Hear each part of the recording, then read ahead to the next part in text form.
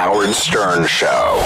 So when you were in the studio and you heard the bones of Radioactive, did you know it was a hit right away? It's hard to know. It's hard to predict the way anybody's going to react to it. You can kind of have a feeling about it. Radioactive in particular was a song that we all really believed in from the beginning, but it was a song that we didn't get a lot of support from the other end. What, the record company? The record company didn't think that it was a song that was the one song on the album that they said would never play on radio. Oh, way too heavy for top 40. When we release it internationally, German radio actually called us asking for a different mix of it because they said the bass sounded too distorted and nobody in Germany would listen to it. Yeah.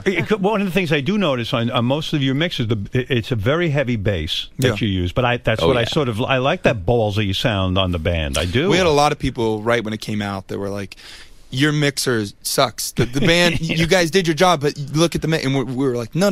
We like it. That's how we wanted it to sound. That's what we want it to be. There's a time for clarity. Radio's supposed to sound like it's about to break. It's supposed to be right in that verge between like explosions it's bursting and music through the dashboard. Exactly. Do you?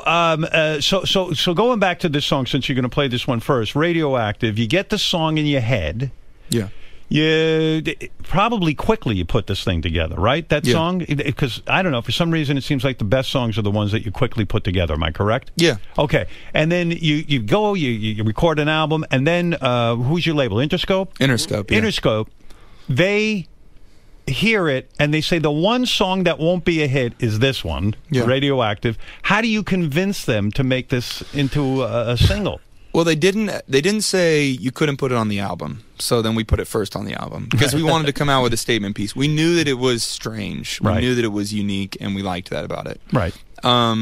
And what happened is the people just downloaded it way more than anything else. It just, it was like people were calling into the radio station saying, play this song. So they really didn't have a choice. It just happened. Yeah, Radioactive was on the Billboard Hot 100 for 87 weeks, which is almost unheard of. That's like one of those Pink Floyd things, where the record just stays forever. Yeah, at some point it was the record, I think. I don't know if it's still It was just a slow grind. We were a young band, and it just kept going and going, which is almost cooler, it was cool because it was a slow grow, and also to its detriment because then you're so damn sick of it. Right. So it kind of had it's the double, it's a double-edged sword. You win and you lose. Are you sick of performing it? I'm not sick of performing it, but I am sick of hearing it. Right. I definitely am not in the car and like it's playing in the taxi, and I'm like, "Hey, turn that up. That's me," Right. Because then the taxi driver's, "This is you. I'm so tired of this damn song." You're gonna kill you. But the first time you hear it on the radio, legitimately being played somewhere, it's got to be a thrill, right? Oh, for sure. It's unbelievable. It's too much, right? It's almost mind blowing to be sort of heard and in that crowd of songs that so few songs get played on the radio. Program directors hardly pick any new songs to play. Yep.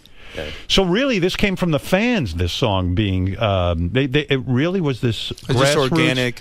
You won the Grammy for this song, right? Yeah, for best rock performance. Best rock performance. What does that mean? Best rock performance. It's the actual performance of the song on the record. I believe it's not the composition. It's the recording. They were like, I thought the same thing. To be honest with you, I don't even know what the hell it means. I mean, like, what performance? Which one? Which one are you talking about? The one that right? I'll take it. Cool, thank you. But is it cool to win a Grammy?